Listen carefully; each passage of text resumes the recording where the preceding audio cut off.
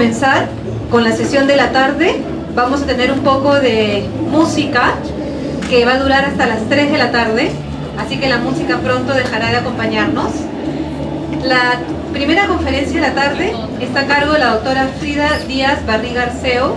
Ella viene de México, de la Universidad Nacional Autónoma. Tiene un doctorado en Pedagogía en la Facultad de Filosofía y Letras de la Universidad Nacional Autónoma de México, con mención honorífica. Es profesora titular de tiempo completo en la Facultad de Psicología de la Universidad Nacional Autónoma de México. Sus áreas de investigación y docencia están centradas en psicología instruccional y aprendizaje estratégico, desarrollo y procesos de aprendizaje en el adolescente y en educación media y superior, constructivismo y enseñanza de la historia y las ciencias sociales, desarrollo y evaluación del currículo, evaluación de la docencia en el nivel superior.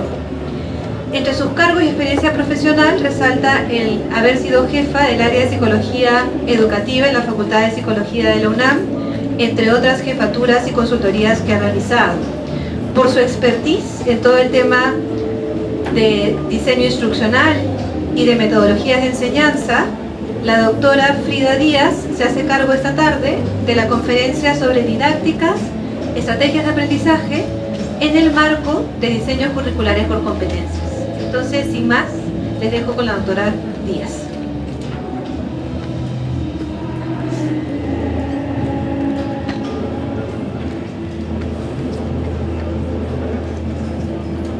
Muchas gracias y muy buenas tardes a todos. Les agradezco que me hayan invitado a compartir con ustedes esta charla.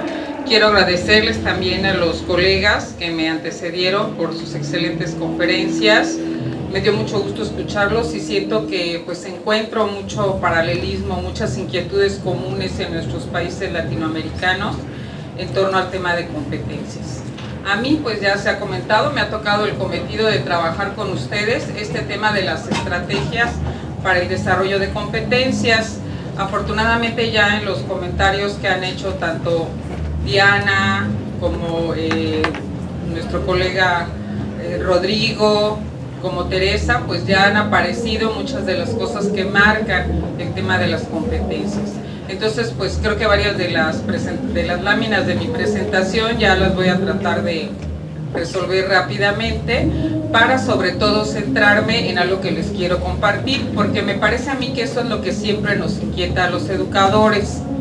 Sí comprender el tema de las competencias, sí entender de dónde viene, sí entender de qué manera impacta nuestros planes y programas de estudio, pero sobre todo yo creo que queremos ver ejemplos tangibles, que si bien no son tal vez el ejemplo prototipo, ni mucho menos se los quiero presentar como el deber ser de las competencias, bueno, sí nos acercan a esos contextos de realidad que me parece a mí que es importante para darnos cuenta de que claro que se puede trabajar en el enfoque de competencias y que esto puede ser muy interesante con mucho potencial tanto para los estudiantes como para nosotros mismos los profesores. Entonces pues es lo que quiero hacer, comentar un poco en general el tema de los enfoques, de las metodologías para trabajar por competencias y compartirles algunos de los proyectos en los que yo he participado. Entonces por eso me voy a venir un poquito más a este espacio.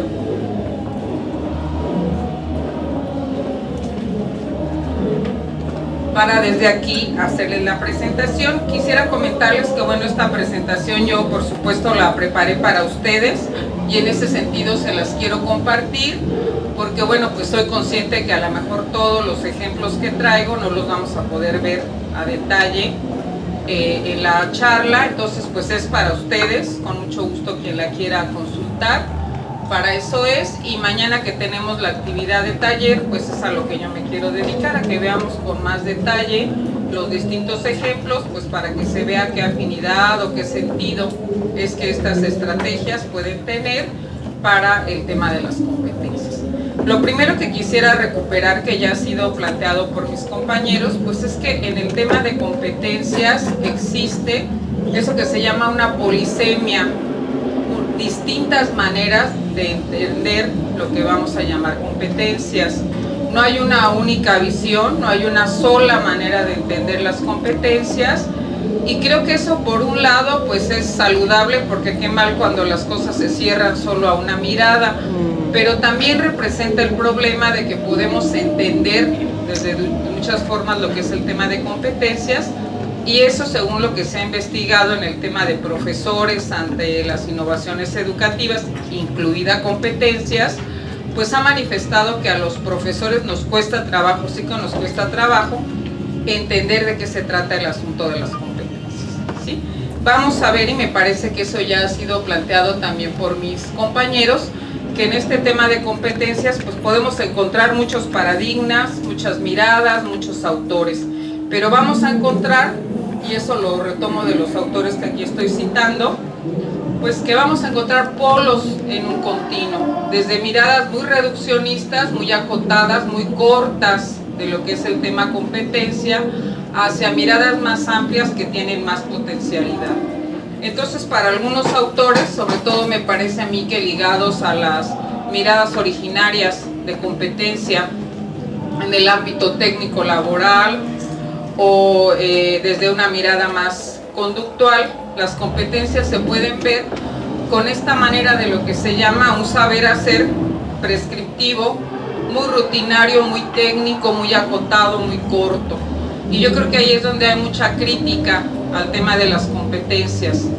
No sé aquí en el contexto de ustedes si esto se da de esta manera, pero en mi país sí ha habido en ciertos sectores mucha resistencia a las competencias, porque se piensa que esto va a reducir el alcance de la formación profesional, y que en vez de formar profesionales en el sentido amplio de la palabra, o seres humanos en el sentido amplio de la palabra, nos vamos a quedar formando solo capacidades técnicas muy restrictivas, tecnologizando demasiado nuestros planes de estudio y no logrando la formación de personas críticas, pensantes, autónomas. Entonces, esa es una forma de ver las competencias, como ese saber hacer muy corto, muy rutinario, que sale de un análisis de tarea muy acotado. Pero yo creo que el mayor potencial, y es en el que yo quisiera centrar lo que les voy a presentar, lo vamos a ver en la idea de competencia como una prescripción abierta, donde ahí sí nos vamos a acercar a aprendizajes complejos, a aprendizajes que tienen esa meta de formación de la persona y formación para su participación en la sociedad, no solo habilitación para el empleo, sí habilitación y formación para el empleo, porque eso es algo muy importante que tenemos que formar en la universidad, pero no exclusivamente, y sobre todo con la idea de que las competencias nos tienen que llevar a construir, a reconstruir y a co-construir el conocimiento. Que la persona que realmente logra una competencia es una persona capaz de innovar, de inventar, de construir en sentido amplio. Que para poder ejercer una competencia tenemos que saber tomar decisiones, ¿sí? Que esa es una de las habilidades básicas de los profesionales hoy en día. Que una persona que realmente domina competencias es una persona que puede solucionar problemas en contextos situados de la vida real y que son los que competen a su ámbito profesional. Es decir, si yo soy el médico, sé resolver las situaciones importantes que resuelve un médico. Lo mismo si soy el ingeniero, si soy el abogado, si soy el psicólogo, etc. Y sobre todo, pues también esa posibilidad de desarrollar una mirada ética, una serie de valores propios de la profesión y contender con esos dilemas y conflictos éticos que siempre aparecen en el ejercicio de toda profesión. Entonces, desde esta perspectiva más amplia, vean ustedes cómo se hace también más amplia la mirada a lo que implica formarse para la profesión y la complejidad y la incertidumbre, el conflicto de valores, la respuesta a la problemática que enfrentamos en el día a día, porque así es realmente, si ustedes seguramente lo saben, cuando uno empieza ya a realizar el ejercicio profesional propio del campo en el que se formó, pues las cosas no son el prototipo que viene en el libro de texto, ¿verdad? O en el manual de hágalo así, sino son realmente problemas humanos con una gran complejidad que nos llevan precisamente a eso, ¿no? A deliberar, a tomar decisiones, a resolver dilemas que muchas veces pues son dilemas ético-morales. Entonces, desde esta perspectiva, que yo creo que ha sido más desarrollada por los autores de la visión socioconstructivista de las competencias, ya en la mañana se mencionó a varios de estos autores, está Le Botter, el propio Perrenot, que me parece que es el autor que ha tenido más anclaje, más fortuna en nuestro ámbito latinoamericano. Yo sé que visita todos los países de América Latina con recurrencia, pero me parece que él representa una corriente de pensamiento, que es esa corriente, yo diría, franco-canadiense, francófona, ¿sí? En donde a mi juicio han logrado una mayor profundidad en el tema de las competencias y han logrado recuperar no solo la visión pragmática de las mismas, sino esta mirada que se acerca más a lo que esperamos de la formación de un ser humano en la universidad. Esto pues de alguna manera ya ha sido dicho en la mañana, creo que sobre todo Tere lo comentó. Las competencias se construyen.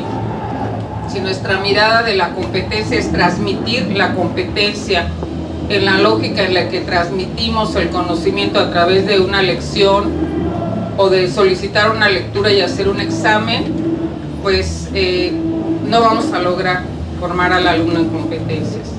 Las competencias, sí hay una mirada hacia las competencias genéricas, de la manera en que lo ha expresado también en la mañana tanto Diana como Tere como Rodrigo, pero las competencias profesionales ya en concreto siempre van a ser específicas, siempre van a estar situadas en contextos y situaciones. Y ese es un gran reto y eso implica que tenemos que acercar a nuestros estudiantes precisamente a esos contextos y a esas situaciones que representan los mayores retos que ellos van a enfrentar en su práctica profesional. Entonces las competencias, y sobre todo cuando ya hablamos de las competencias de un profesional, no pueden ser descontextualizadas. Y eso lo vamos a ver con los ejemplos que ustedes van a ver aquí. Y se puede encontrar, eso mismo lo plantea Robert Rowe, que fue un autor que ya se mencionó el día de hoy en la mañana, que las competencias obedecen mucho a un contexto y pone varios ejemplos. Él ha estudiado mucho a los psicólogos de las organizaciones y dice pues es que el psicólogo de las organizaciones expresa sus competencias, aunque sean relativamente comunes de cierta manera, si está en Holanda, que si está en Portugal, que si está en el Reino Unido, ¿verdad? Hay ciertas situaciones, problema, entornos de realidad, ciertas leyes que regulan las profesiones que le van dando también ese carácter situado a la competencia. Probablemente en algún escenario el psicólogo del tráfico vehicular no es importante, en otros escenarios sí. Por ejemplo, para nosotros ahorita en el contexto que estamos viviendo está creciendo mucho, ustedes ya lo saben, es obvio en la prensa todos los días de lo que pasa en mi país, toda esta mirada del psicólogo criminológico, el psicólogo en el ámbito de la prevención de la violencia, el psicólogo que atiende a la población en situaciones traumáticas y postraumáticas, y eso representa una realidad muy sensible, una gran necesidad en nuestro entorno, por ponerles algún ejemplo.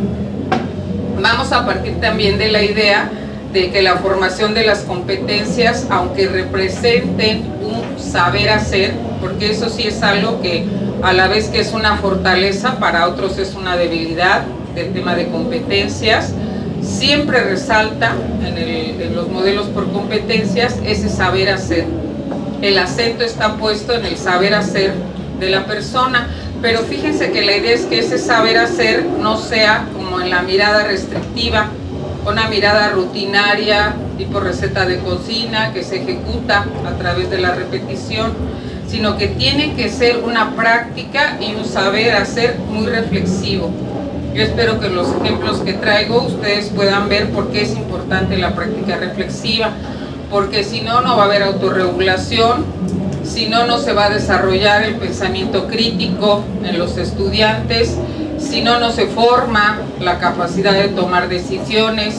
Si no, no hay esa mirada donde de una forma consciente, estratégica, ¿sí?, autorregulada, yo defino el qué, el cómo y el para qué de una intervención profesional. Entonces, esto va a ser algo básico que nos lleva a pensar que no basta precisamente con entrenar en el sentido tradicional que se ha entendido a las competencias, que es un proceso formativo mucho más complejo y que claro que tiene que involucrar las habilidades de pensamiento superior de los alumnos, que esa es otra crítica que yo he escuchado mucho a las miradas de competencias, pues es como entrenar a alguien, como cuando entrenas a un obrero, he escuchado así que lo dicen, a atornillar o desatornillar algo, una acción tan fragmentada, tan simple, y eso no es un profesional, de acuerdo totalmente, pero no es ese saber hacer rutinario el que se quiere trabajar en el tema de competencias. Y finalmente también creo que ya se ha comentado,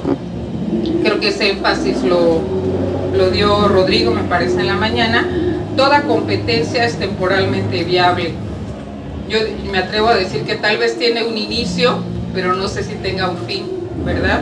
Porque en la expresión de toda competencia, las que ustedes quieran, las que se mencionaron en la mañana, por ejemplo, las del aprender a aprender, las de la comunicación oral, las de la comunicación escrita, siempre hay algo más que aprender, siempre hay algo que podemos perfeccionar, siempre hay un saber en el que podemos ir hacia adelante, ¿verdad?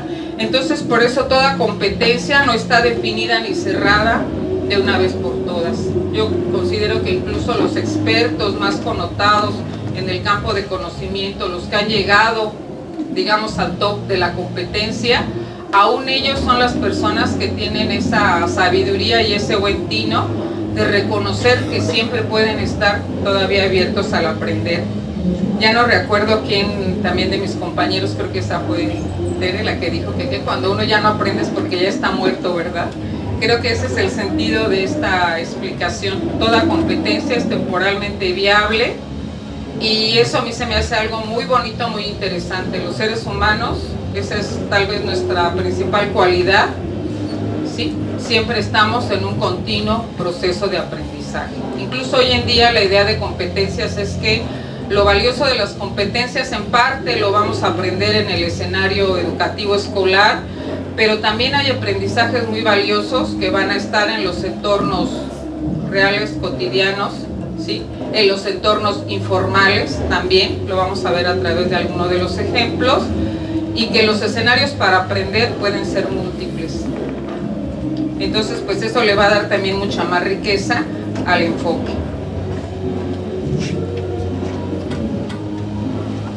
Bueno, ¿qué se requiere para poder enseñar por competencias? Porque yo creo que esa es la principal preocupación que tal vez nos entra como profesores cuando empezamos el reto del cambio de los programas de estudio, que han sido siempre por objetivos y por temas, al reto de los programas por competencias. Bueno, si estamos diciendo que la competencia implica dinamizar el conocimiento del alumno, llevarlo, ¿sí?, a un escenario de realidad y ahí movilizar ese conocimiento para afrontar alguna situación, un problema, para crear un conocimiento innovador, pues entonces lo que tenemos que hacer es precisamente pensar en cómo vamos a crear esas situaciones o esas experiencias educativas o didácticas que nos permitan acercar al alumno directamente a esas tareas que son las más relevantes,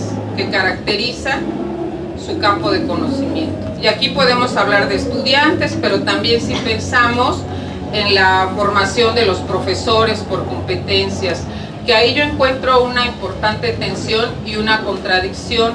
Muchas veces queremos formar a los profesores para que ellos enseñen o trabajen competencias, y la manera en que los formamos es la más tradicional y la más anticompetencial, ¿sí? O cuando estaba la idea de que, bueno, todos los docentes tenemos que ser muy constructivistas y nos ponían a leer a quien quieran, a Piaget, a Vygotsky, a César Coll, no sé, el autor que sea su favorito, pero la experiencia educativa y formativa pues era también lee, te hago un examen, regresa a tu escenario laboral y espero que apliques, no sé cómo, lo que encontraste en estas lecturas, ¿sí?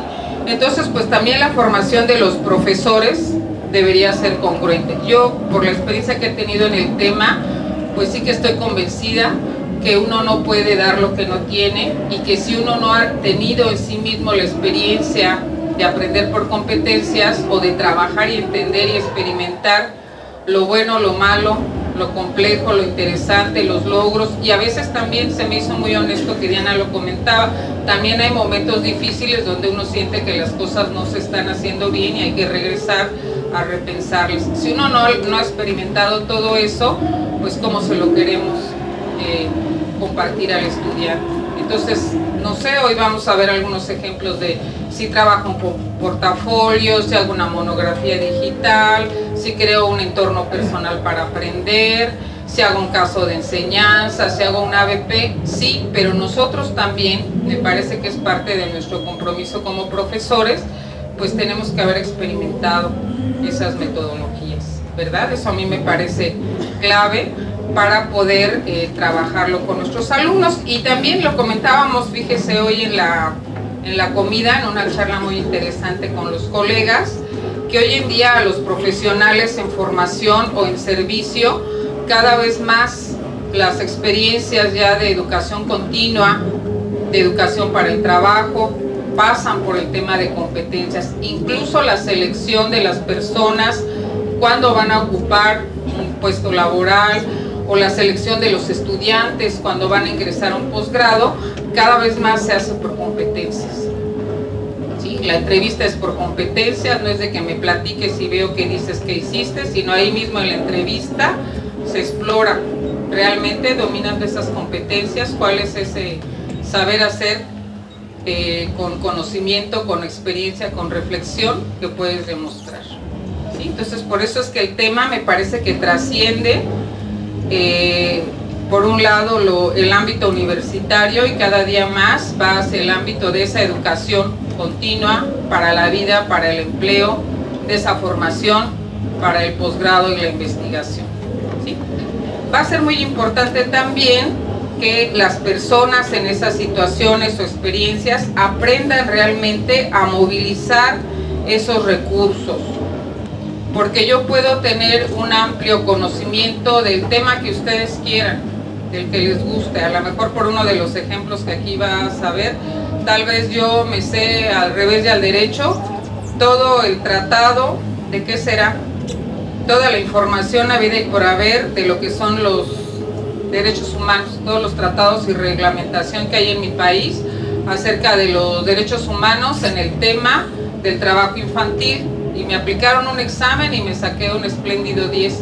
Pero qué tal que a partir de ahí la actividad que yo voy a realizar, a lo mejor soy un trabajador social, ¿sí? Y yo en mi actividad como trabajador social, pues lo que tengo que hacer es poder hacer estudios o análisis con las personas, con los usuarios con los que yo estoy en interacción, para ver si en esas condiciones que ellos tienen en la familia, en las organizaciones, en la escuela, en alguna institución, hay alguna situación que vulnere o no esos derechos humanos. El tener el dominio, el conocimiento de la legislación no basta, ¿verdad? Necesito muchas otras cosas más para poder afrontar y movilizar esos recursos y atender esa situación. Los psicólogos, pues le damos a eso nombres que a veces tal vez ustedes los vean muy sofisticados, de que necesito procesos de reflexión, de autorregulación, pero pues eso es simplemente darnos cuenta que necesitamos ser personas muy pensantes, muy conscientes de todo ese conocimiento y muy claras de qué es lo que se necesita en un entorno de realidad para llevarlos a la práctica. En la literatura que es sobre el tema de competencias, que ustedes saben que es muy controvertida, van a encontrar, yo creo que los extremos, tanto las personas que van a querer presentar competencias como la panacea del siglo XXI, como las personas que les van a decir que es la estrategia neoliberal más nefasta y terrible que pueden encontrar. Pienso que, mi punto de vista, es que hay que leer ambos discursos, para poder verlos de fondo y poder tomar un punto de vista, ¿sí? Poder entender cuáles son los límites, cuáles son los alcances de estos enfoques, pero finalmente lo más interesante, me parece a mí, es que uno asuma el reto de tomar una postura, de mirar hacia adelante y de decir, bueno, en mi escuela hubo ya una propuesta de cambiar a los planes por competencias, vamos a ver qué potencialidad tiene este enfoque y vamos a tratar de desarrollarlo plenamente en aras de una mejor formación de los alumnos. Yo lo he platicado mucho con mis colegas en psicología educativa y miren que somos psicólogos y creo que la conclusión principal ha sido, pues le podemos llamar o no le podemos llamar competencias, como ustedes quieran, pero lo importante van a ser esos procesos formativos que están detrás. Lo que yo veo como los retos más importantes para los actores, ¿quiénes son los actores, los protagonistas de esta historia?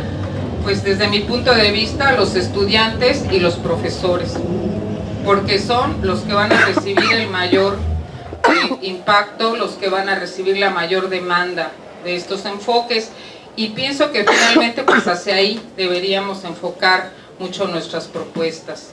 Considero que esta primera etapa que hoy en la mañana se ha expresado de una manera muy adecuada, bueno, lo complejo que es, ¿verdad? Porque no crean ustedes que es nada sencillo llegar a un referencial de competencias, tomar acuerdo con los otros para decir, estas son las competencias genéricas, son las más importantes y poder conceptualizarlas. O decir, los programas de estudio van a responder a este modelo educativo. O la malla curricular, para que sea por competencia, la tenemos que repensar así.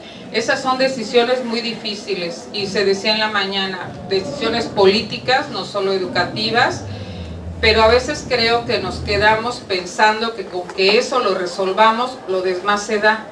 Y fíjense que no, creo que ese es un primer momento muy importante, porque implica, de nuevo, fíjense que también los diseñadores curriculares tienen que ser muy competentes, porque si no esto no funciona, una serie de toma de decisiones muy complejas. Toda toma de decisión implica una exclusión, ¿verdad? Y hay que estar claro también de las cosas que uno no incluye. Pero el mayor reto es la concreción de los modelos de competencias en los escenarios educativos.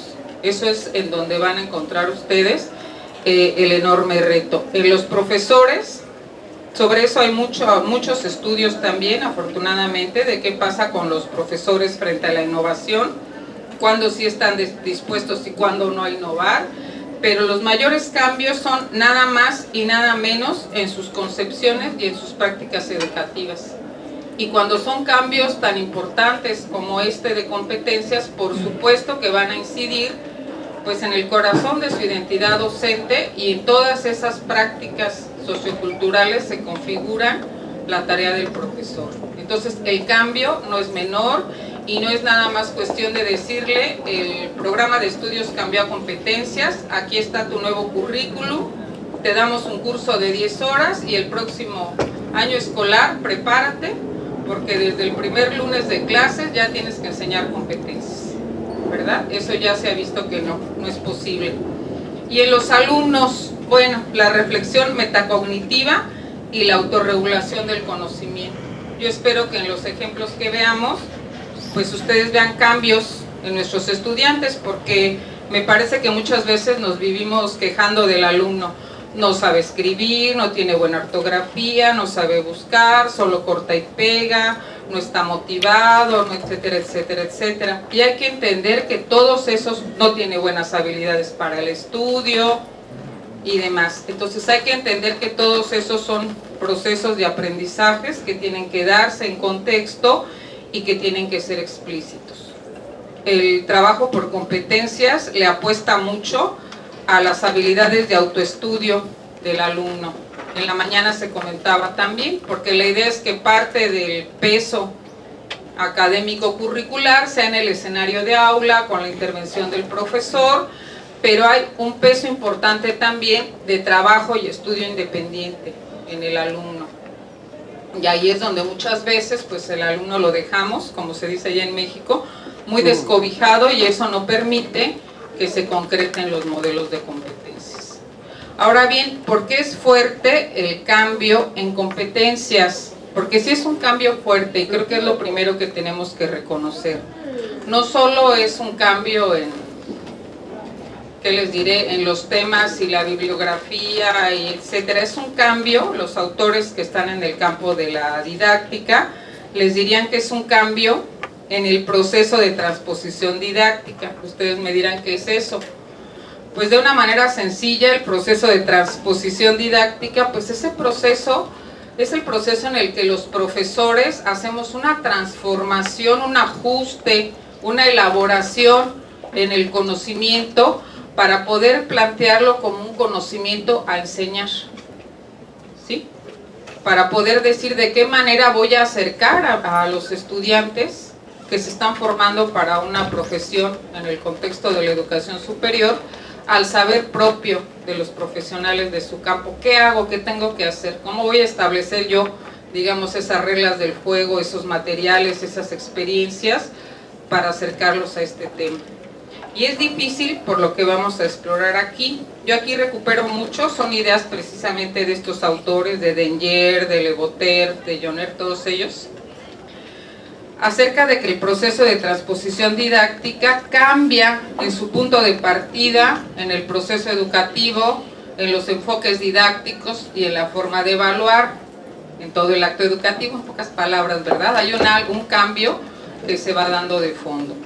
Vamos a ver que el punto de partida, a diferencia de lo que hacemos habitualmente cuando trabajamos nuestros planes de estudio por objetivos y temas, no va a ser el tema, no va a ser decir en este programa de química quiero que se aprendan la tabla periódica, que se aprendan los compuestos químicos A, B y C, que aprendan el método de decantación y el de no sé qué. Eso va a ser importante, pero no es el punto de partida, ¿sí?